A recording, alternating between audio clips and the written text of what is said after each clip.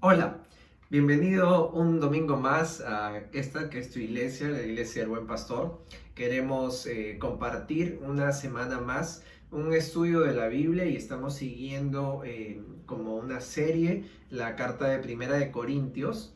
Y el día de hoy quiero pedirte y tomarme unos segundos y darte unos segundos para que vayas a buscar tu Biblia, ya sea en formato físico o formato digital, la Biblia que tú utilices, pero te voy a dar unos segundos para que vayas a buscar tu Biblia porque vamos a movernos dentro de diferentes versículos que están entre Primera de Corintios 2, versículo 6 hasta el capítulo 3, versículo 4. Y va a estar muy interesante la prédica del día de hoy, pero sí te pido que nos detengamos un ratito y vayas a buscar tu Biblia, ¿sí? Entonces te voy a dar unos cuantos segundos para que tú puedas ir a buscar tu Biblia. Si ya la tienes, excelente, tenlo a la mano. También te recomendaría que tengas algo donde tomar apuntes. No sé si tienes una libreta, quizás puedes separar una libreta, un cuaderno para tú tomar tus apuntes de cada prédica. Estamos estudiando toda la carta de Primera de Corintios, así que al culminar con esta serie de prédicas vas a tener un estudio pleno sobre este libro. Y también puedes utilizar tu celular, puedes abrir, crear una nueva nota de texto y comenzar a tomar apuntes sobre lo que vamos a compartir. ¿Sí? Bien, entiendo que ya en este momento ya tienes tu Biblia ahí, tienes tu libreta de apuntes, un lapicero o tu celular con la aplicación de notas abiertas para tomar apuntes sobre lo que vamos a compartir el día de hoy, ¿sí? Antes de adentrar ya en la prédica, vamos a orar. Acompáñame a orar.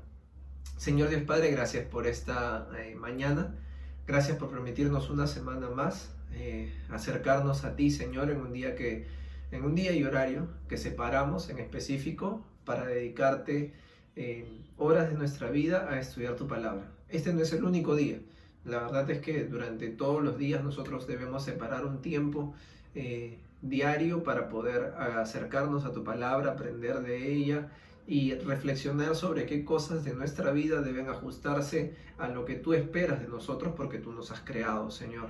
Pero en este momento en específico, un día en que separamos para darte gloria como iglesia, Señor, estamos reunidos en esta mañana para pedirte que tu Espíritu, Señor, nos permita comprender lo que tú nos vas a enseñar el día de hoy y poder aplicarlo en nuestra vida, Padre Santo. Te pido que nos ayudes a tener completa atención, apertura en nuestro corazón, no solamente en nuestras mentes, porque con el intelecto podemos entender, pero si no trascendemos a la razón y llegamos a nuestro corazón, esto va a quedar como un conocimiento de esta semana y no nos va a llevar a ningún cambio. Y habrá sido una pérdida de tiempo, probablemente, Señor, o solamente habremos adquirido conocimientos. Lo que queremos pedirte, Señor, es que nos ayudes para que lo que aprendamos de forma intelectual podamos llevarlo a nuestra vida en hechos tangibles, Padre Santo. Gracias, Señor, porque nos permites tener este medio para poder compartir de tu palabra, aprender juntos, Señor, y mantenernos en cierta forma en contacto. Extrañamos estar en nuestra iglesia de manera presencial, pero estamos sujetos a tu voluntad, Señor, y confiamos en que el momento en que lo hagamos será el momento en que sea el más adecuado según tu plan. Gracias, Padre, por este día y bendícenos en lo que resta de en el nombre de tu Hijo, nuestro Señor Jesucristo. Amén.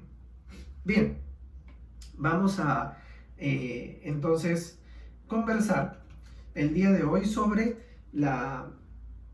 un tema que me parece a mí es importante y es la sabiduría. Quería yo empezar resaltando algo con ustedes. Ustedes saben lo que es el estoicismo. Si no saben, la verdad la prédica no va a tratar sobre eso, pero sí tiene relación lo que les voy a mencionar. Los estoicos, por definición, son o fueron aquellas personas que proclamaron que se podía alcanzar la libertad y la tranquilidad tan solo siendo ajeno a las comodidades materiales, a la fortuna externa y dedicándose a una vida guiada por los principios de la razón y la virtud. Si no entienden mucho qué es lo que acabo de decir con todo esto, esta definición de los estoicos es un pensamiento filosófico que tuvo existencia hace bastante tiempo y que se basaba básicamente en que el ser humano podía alcanzar la libertad, y eso es lo que perseguían, ¿sí? La filosofía, dentro de toda la historia de ella, ha recogido diferentes pensamientos en donde el hombre, el ser humano, reflexiona sobre cómo llegar a niveles superiores, y por niveles superiores enfocan diferentes cosas. En esta etapa, la forma o el pensamiento superior era enfocarse en cómo el ser humano podía alcanzar la libertad. Según los estoicos, esta libertad se podía alcanzar siendo ajeno a las comodidades materiales, a la fortuna externa, por ejemplo, y dedicándose a una vida guiada por los principios de la razón y la virtud. Esa es la definición que, si ustedes entran a Google, van a encontrar esa definición de estoicismo. Quería yo hablarles más que nada de la historia del estoicismo. Este pensamiento inicia aproximadamente en el año 301 a.C. con Zenón, que es un filósofo helenístico que tiene un origen fenicio. Y muere este pensamiento junto con la muerte de Marco Aurelio. Marco Aurelio fue un emperador romano que vivió desde el año 161 al año 180 después de Cristo. Y después de su muerte se entiende, bajo los estudios que se han hecho de historia, que el estoicismo comienza a entrar en decadencia. Digámoslo así, Marco Aurelio fue el último propulsor de este pensamiento, y tras su muerte, pero no solo por su muerte, este pensamiento comienza a entrar en decadencia y deja de existir como pensamiento filosófico. Hubieron una serie de crisis políticas, económicas, militares que azotaron en esa época al Imperio Romano durante el siglo III, y tuvieron como consecuencia que la espiritualidad se volviese a valorar. Y el estoicismo, como pensamiento filosófico, como mencioné hace un ratito, se basaba en dedicarte a una vida guiada por los principios de la razón. Entonces, cuando el estoicismo volvió a tomar peso, cuando la espiritualidad volvió a tomar peso por los eventos mencionados hace un instante, entonces el estoicismo no pudo afrontar esta realidad, porque la gente quería eso, quería más espiritualidad por todo lo que habían vivido.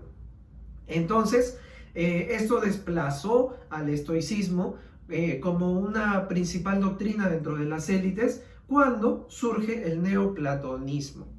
¿Ya? El neoplatonismo es un pensamiento que a partir de los años alrededor 250 después de Cristo comienza a tomar fuerza y desplaza al estoicismo. De la misma manera, el auge del cristianismo, que es en lo que nosotros creemos, también afectó negativamente a este pensamiento, me refiero al estoicismo, y comenzaron a rechazar este tipo de enseñanzas. ¿Qué quiero decirles con todo esto? Pues que el estoicismo es uno de los pensamientos filosóficos, dentro de varios, que tuvo una fecha de caducidad. Era un pensamiento que reflejaba sabiduría en un periodo de tiempo específico.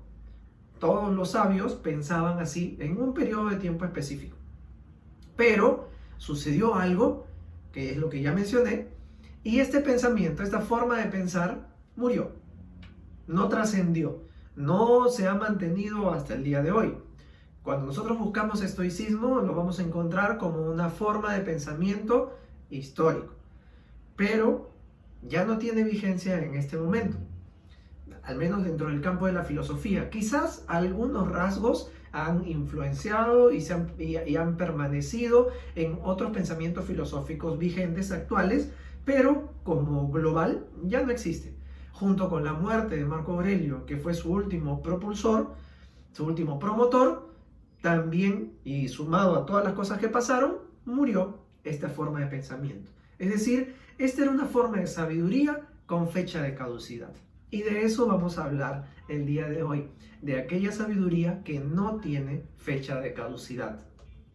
Hoy tengo una sola enseñanza que compartir con ustedes, que la aprendí y quiero compartir a partir de los versículos de 1 de Corintios, capítulo 2, versículos 6 hasta el capítulo 3, versículo 4, ¿sí? Y quiero que me acompañen a leer este pasaje Pero antes, quiero compartirles cuál es el principio que vamos a estudiar y a aprender el día de hoy, para que ustedes puedan también identificarlo rápidamente. Si nosotros no morimos a nuestra carnalidad, no vamos a crecer en la sabiduría que es revelada por Dios a través del Espíritu Santo que recibimos por la fe en la obra de Cristo en la cruz. Voy a volver a decirlo, este es el principio, este es el aprendizaje que yo recogí del estudio de estos pasajes que vamos a leer a continuación y que quiero compartir con ustedes. Es una sola enseñanza, es una sola cosa que yo voy a poner en práctica en mi vida y que espero que tú pongas en práctica en la tuya. Si no morimos a nuestra carnalidad, no vamos a crecer en la sabiduría que es revelada por Dios a través del Espíritu Santo y que recibimos por la fe en la obra de Cristo en la cruz. Bien, ahora vamos a leer el pasaje completo y luego vamos a ir punto por punto revisando cómo es que llego yo a esta conclusión. Primero, 1 Corintios 2. Versículos del 6 en adelante. Sin embargo, hablamos sabiduría entre los que han alcanzado madurez, y sabiduría no de este siglo, ni de los príncipes de este siglo que perecen. Mas hablamos sabiduría de Dios en misterio, la sabiduría oculta, la cual Dios predestinó antes de los siglos para nuestra gloria, la que ninguno de los príncipes de este siglo conoció, porque si lo hubieran conocido, nunca habrían crucificado al Señor de gloria. Antes bien, como está escrito, cosas que ojo no vio, ni oído oyó, ni han subido en corazón de hombre, son las que Dios ha preparado para los que le aman. Pero Dios nos las reveló a nosotros por el Espíritu, porque el Espíritu todo lo escudriña, aun lo profundo de Dios.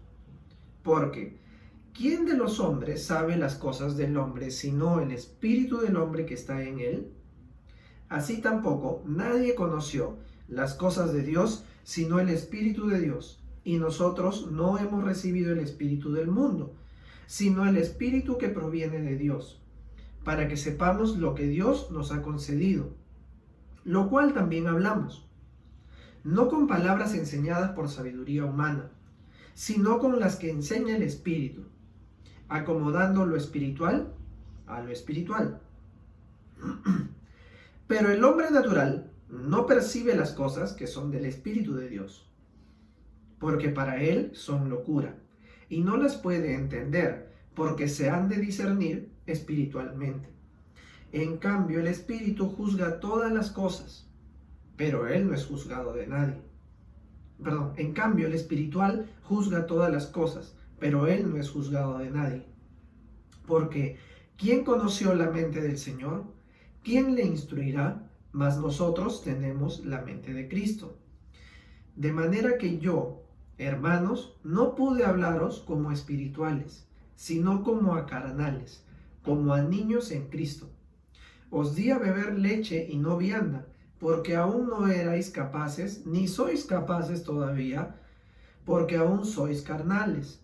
Pues habiendo entre vosotros celos, contiendas y disensiones, ¿no sois carnales y andáis como hombres? Porque diciendo el uno, yo ciertamente soy de Pablo, y el otro, yo soy de Apolos, ¿no sois carnales? Primero vamos a ver el contexto de este pasaje que nosotros hemos leído, porque yo he empezado la lectura diciendo sin embargo. Esto tiene una relación con los versículos anteriores, que son los temas que se han predicado las semanas pasadas, también en nuestra iglesia.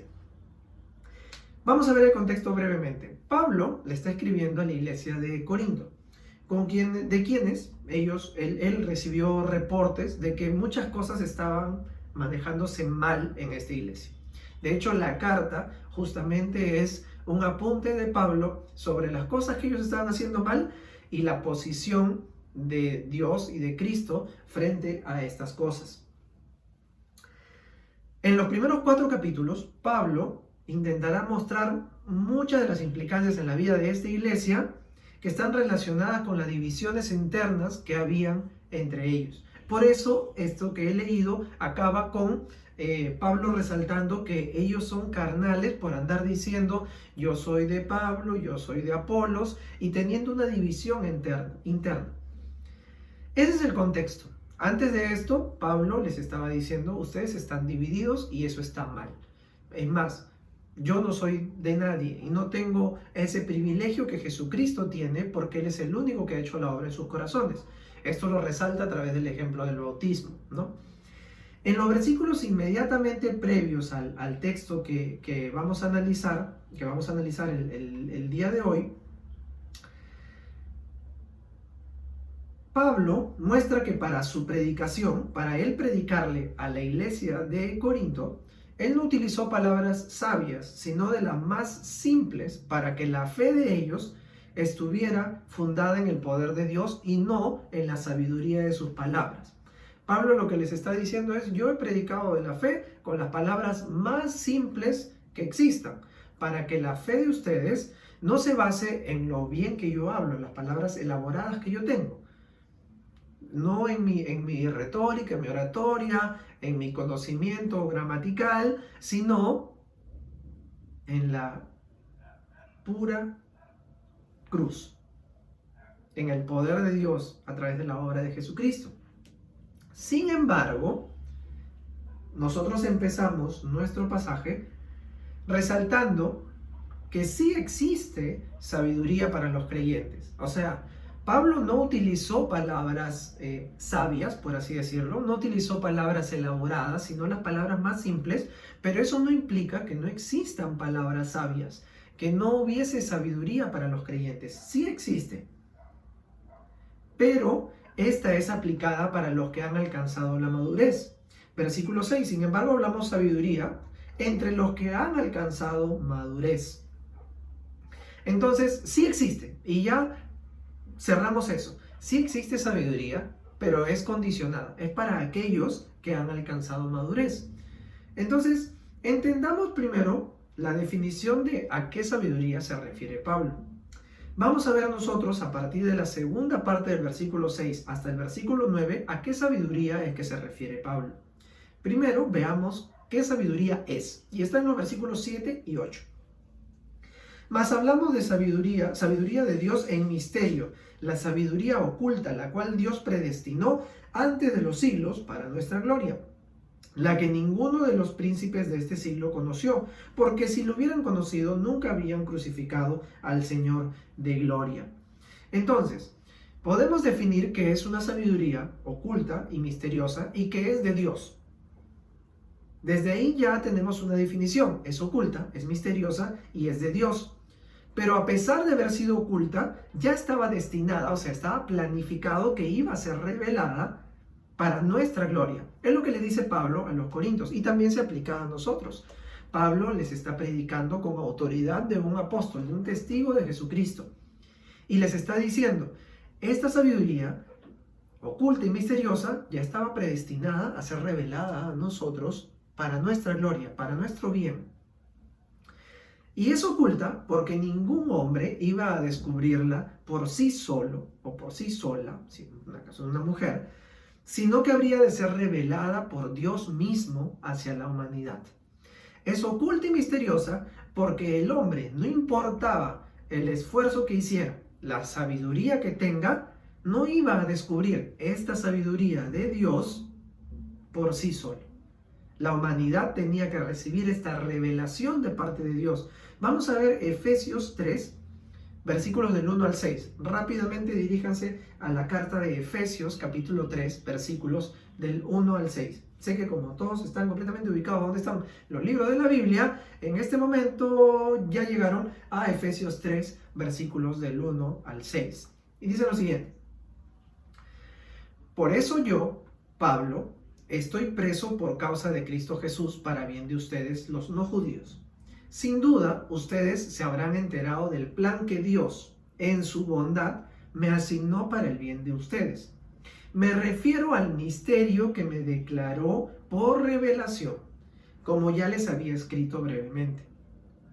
Al leerlo, podrán darse cuenta de que conozco el misterio de Cristo. misterio que en otras generaciones no se dio a conocer a la humanidad, tal y como ahora se ha revelado a sus santos apóstoles y profetas por el Espíritu. Ahora sabemos que, por medio del Evangelio, los no judíos son coherederos y miembros del mismo cuerpo y copartícipes de la promesa en Cristo Jesús. Nuestra gloria es esa, la promesa en Cristo Jesús.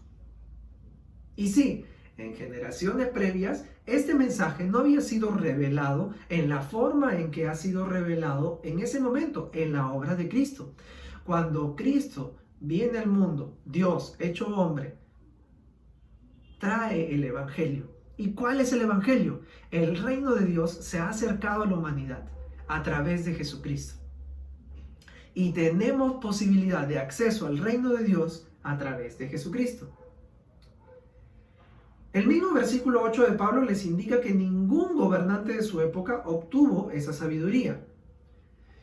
Nosotros conocemos pues que en la época de este contexto, el desarrollo de los pensamientos filosóficos era muy fuerte. O sea, para ellos la búsqueda de sabiduría no era algo ajeno, era algo que ellos perseguían conocer esto.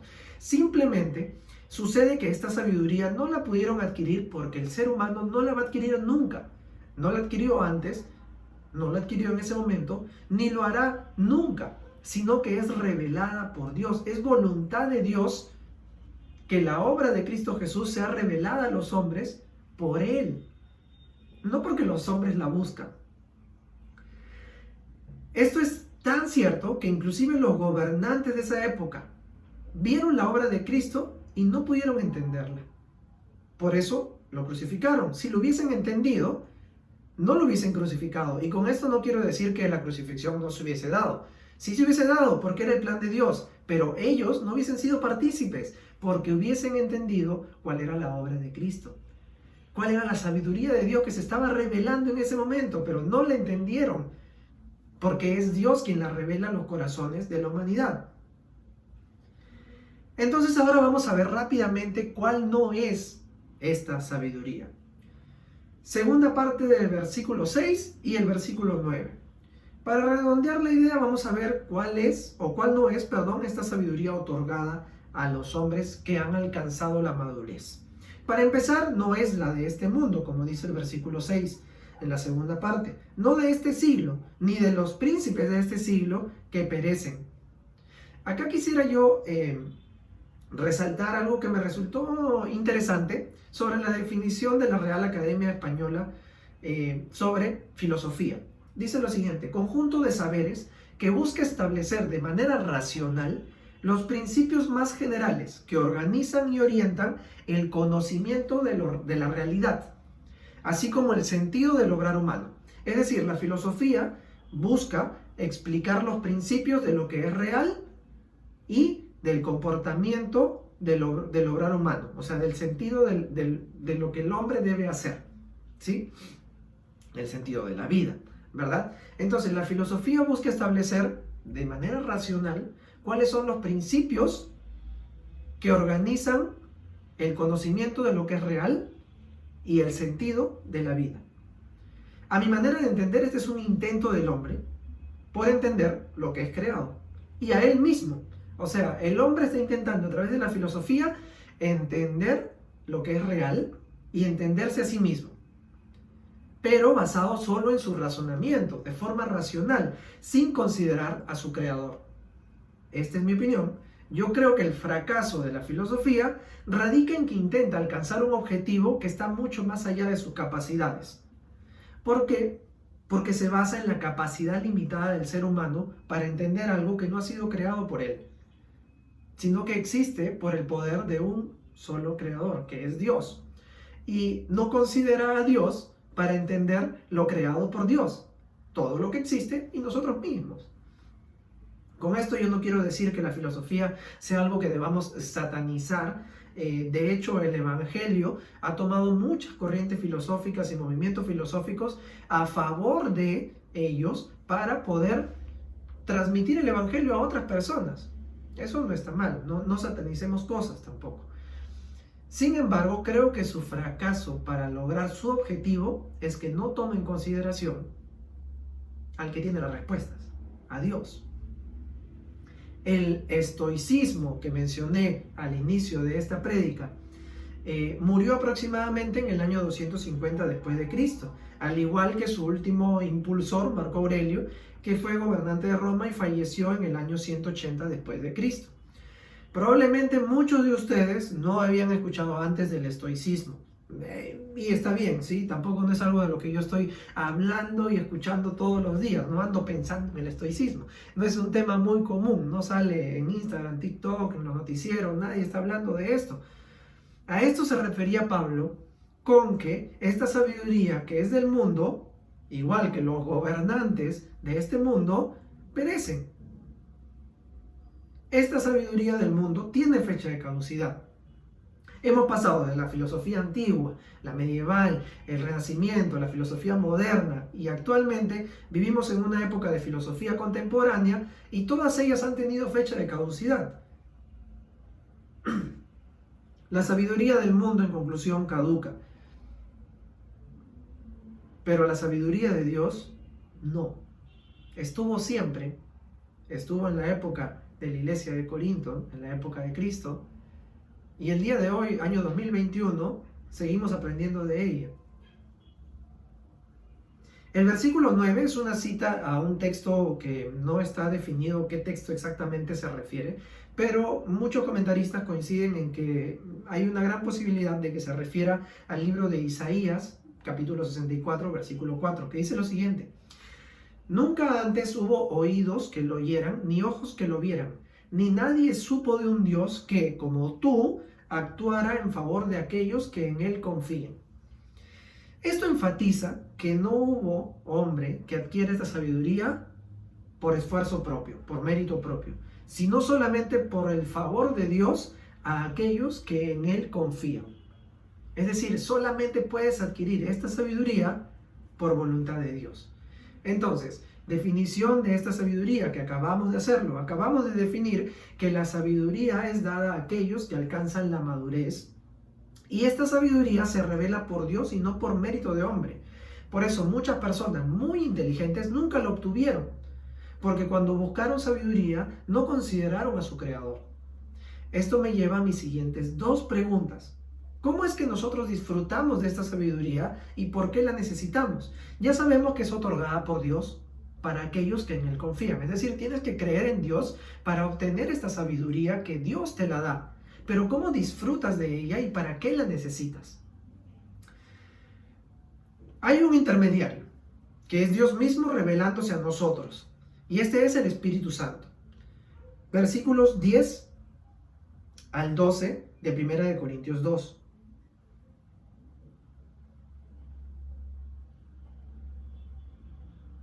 Pero Dios nos la reveló a nosotros por el Espíritu, porque el Espíritu todo lo escudriña, aún lo profundo de Dios. Porque ¿quién de los hombres sabe las cosas del hombre, sino el Espíritu del hombre que está en él? Así tampoco nadie conoció las cosas de Dios, sino el Espíritu de Dios.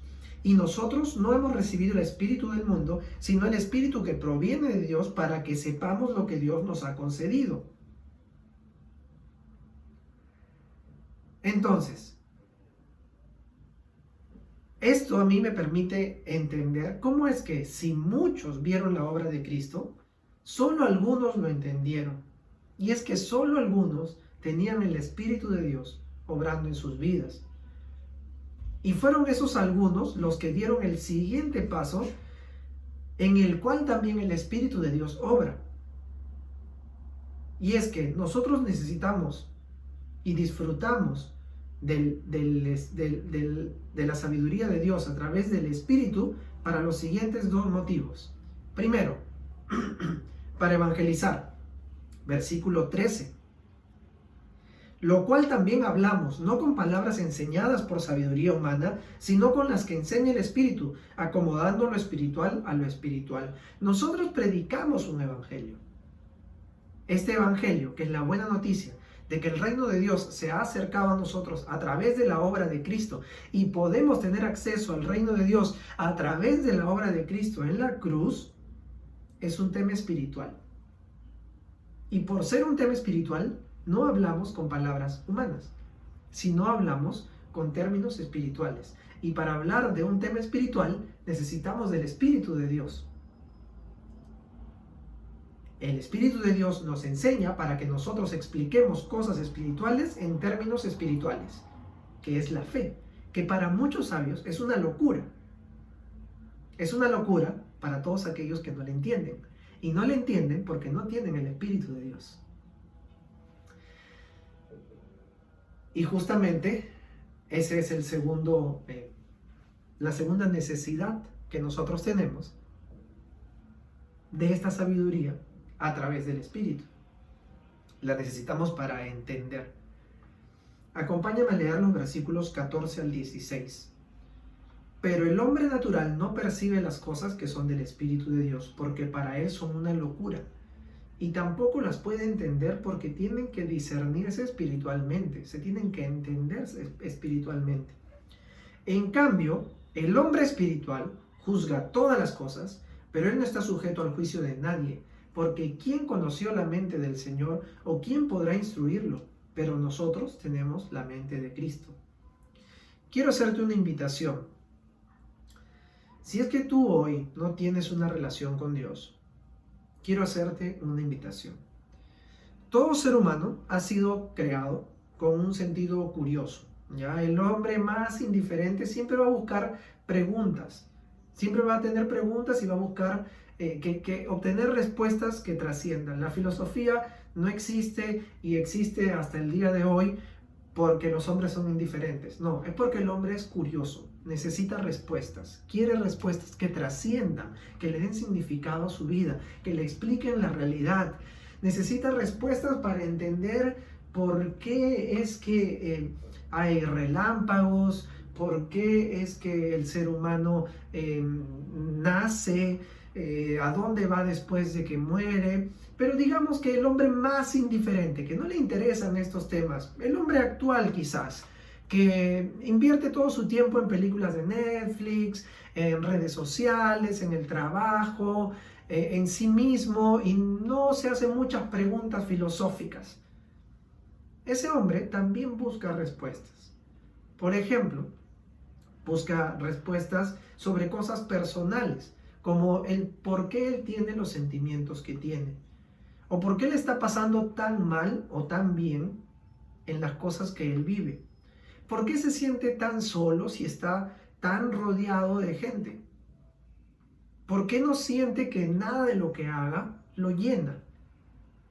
El ser humano más indiferente se hace alguna de estas preguntas. Quiero invitarte, y esta es la invitación, a que tú busques la sabiduría que no perece, la sabiduría que no tiene fecha de caducidad, aquella que no es del mundo, como ya hemos visto hasta aquí. La sabiduría del mundo tiene miles de años intentando dar respuestas a sus preguntas sin considerar a Dios, y por eso no llega a una respuesta última que haga que esta sabiduría no perezca. Sin embargo, la sabiduría de Dios continúa en vigencia y siempre lo hará, porque considera a su Creador. Esto sucede porque la sabiduría de Dios es la única que puede responder estas preguntas que son espirituales. Cuando te hago esta invitación, te estoy invitando a que creas en la locura del Evangelio, a que tengas fe en que Cristo existió, murió, resucitó y que por eso tienes tú la oportunidad de tener una relación con Dios. Te estoy invitando a eso. Te invito a que tú tengas la mente de Cristo, como acabamos de ver en el versículo 16. Y esto parte desde el momento en que tú confías en Dios y Dios te revelará su sabiduría a través del Espíritu Santo. Y podrás dar respuesta a preguntas muy profundas que probablemente tú el día de hoy tienes. Quiero darte un ejemplo. Busqué cuál es la definición de amor. Lo busqué en internet. La definición de la RAE tiene, bueno, tiene varias definiciones el amor en la RAE. Voy a mencionar dos. La primera es sentimiento intenso del ser humano que, partiendo de su propia insuficiencia, necesita y busca el encuentro y unión con otro ser. Sentimiento intenso del ser humano que, partiendo de su propia insuficiencia, necesita y busca el encuentro y unión con otro ser. O sea, el hombre no se siente completo y busca quien lo complete, y eso es amor. Para mí, esto es limitado a sensaciones, porque es solo un sentimiento. Por eso el amor fracasa en el mundo. Si tú mantienes este concepto, va a fracasar, porque hoy día esta persona te completa, hoy día esta otra es la que te completa. Ya no me completa esta y la descarto porque solo la busqué por un sentimiento donde me completa a mí. Pero si ya dejó de completarme, entonces busco a otra persona. Segunda definición. Sentimiento hacia otra persona que naturalmente nos atrae y que, procurando reciprocidad en el deseo de unión, nos completa, alegra y da energía para convivir, comunicarnos y crear. Para mí también esta es una definición vacía, pobre y triste, porque está limitado nuevamente a sensaciones, a atracción, pero también tiene un gran componente de egoísmo, porque busca reciprocidad, bienestar propio. Te busco mientras que tú me otorgas algo que a mí me hace sentir bien. Si ya no, entonces habrán otras personas. Habrá otra persona que haga esa función en mí.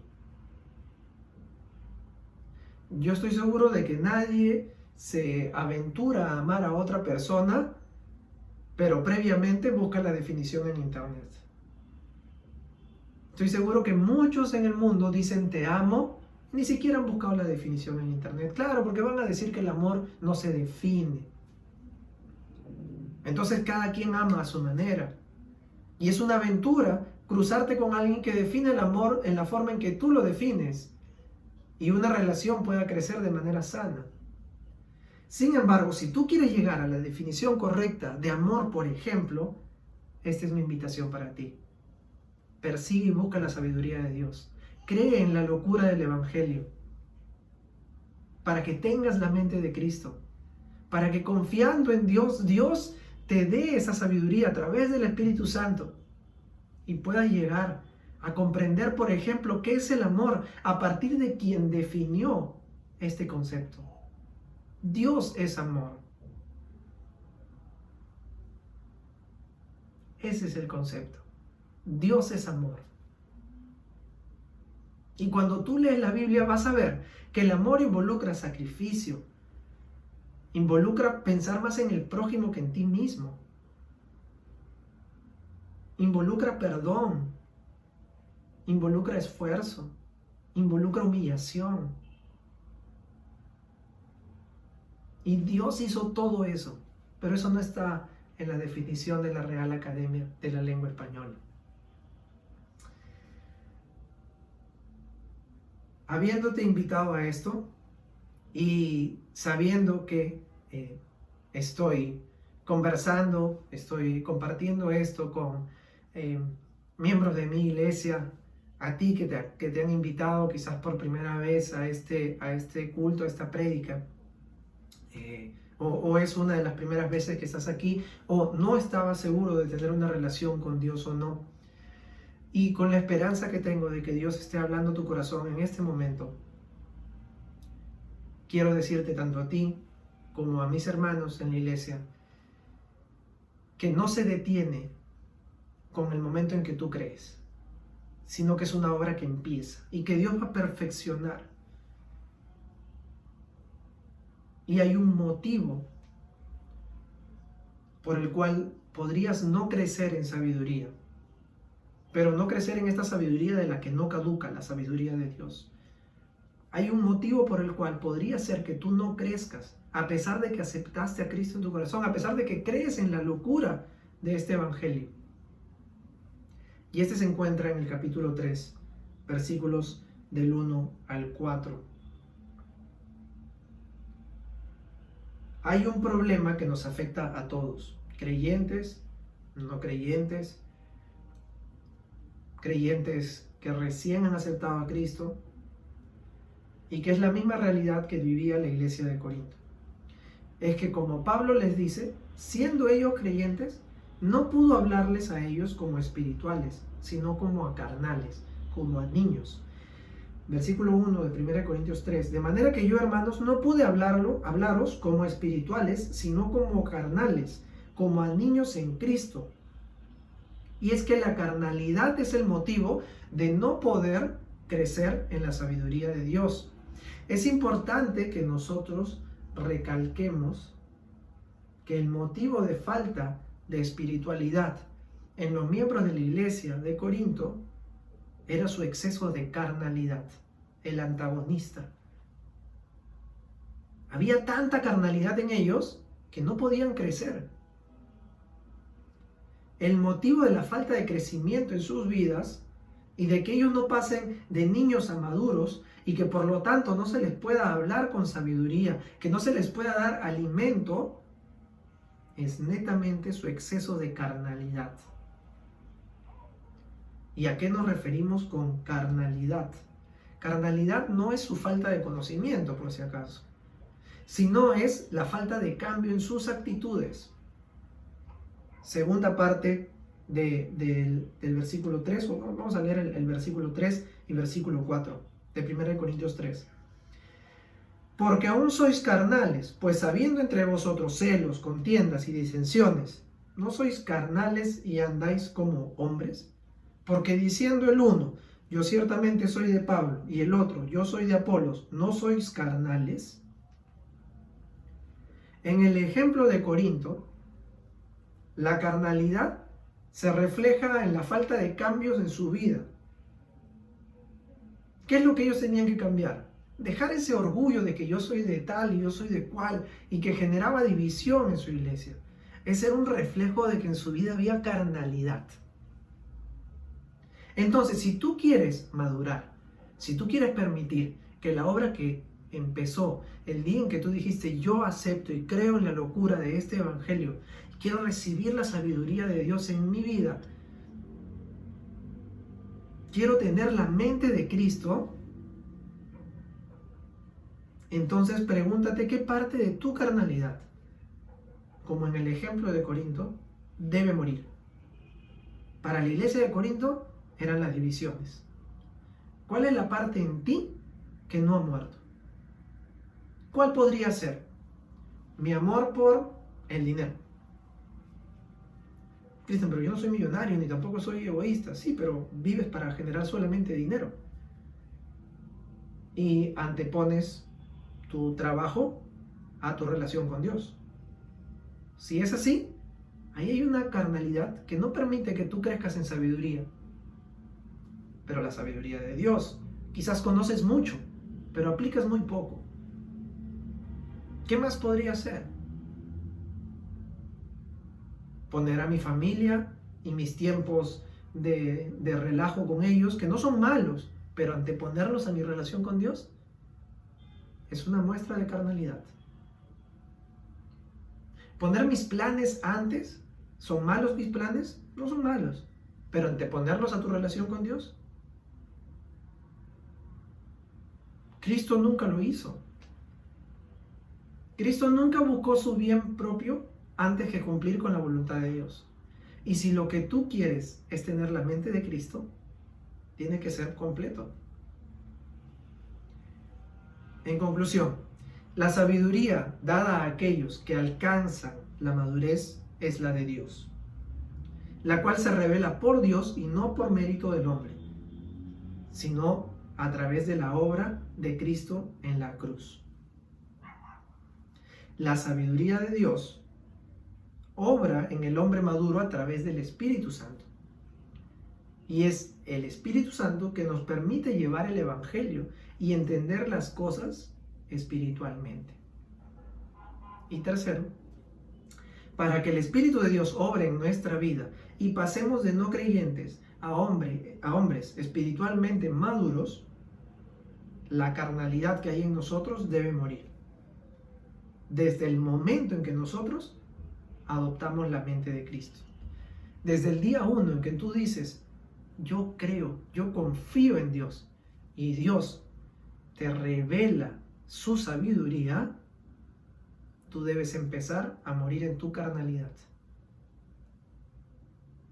Entonces, ¿a qué quiero invitarte? Primero, a creer. Y segundo, a crecer. Y para crecer, quiero invitarte a que pienses en qué es eso que está deteniendo tu crecimiento y lo hagas morir. Deja de hacerlo. Si es tu tiempo ocioso, deja de hacerlo. Ponte productivo para Dios. Esa es mi invitación para ti. Acompáñame ahora. Señor y Padre Dios Santo, es algo difícil lo que tenemos que enfrentar en este momento, porque empieza por analizarnos nosotros mismos. Empieza porque seamos honestos con nosotros mismos y no nos veamos tan buenos como a veces nos vemos. En nuestra vida hay pecado y sabemos, Señor, que necesitamos morir a Él, que tú nos has hecho santos y que nosotros debemos pasar por este proceso de justificación, en donde debemos identificar qué cosas están estorbando nuestro crecimiento para vivir de manera espiritual. A veces es difícil entender qué significa vivir de manera espiritual. Pensamos en el espíritu como un fantasma, como algo volátil, como algo que obra dentro de nosotros de manera mágica, pero nosotros no lo vemos ni lo sentimos. Sin embargo, Jesucristo nos mostró, Señor, que Él vivió de manera espiritual y su vida espiritual fue tangible frente a los demás. Cuando los demás necesitaban de oración, Él era el primero que oraba y oraba más temprano que todos y oraba más que todos. Cuando necesitábamos de palabra, Él tenía tu palabra memorizada porque la aplicaba completamente en sus vidas. Señor Jesucristo, cuando la gente necesitó de comer, dio comida. Cuando la gente necesitó de sanidad, dio salud. Cuando la gente necesitó ser escuchada, Él les prestaba atención y también les hablaba.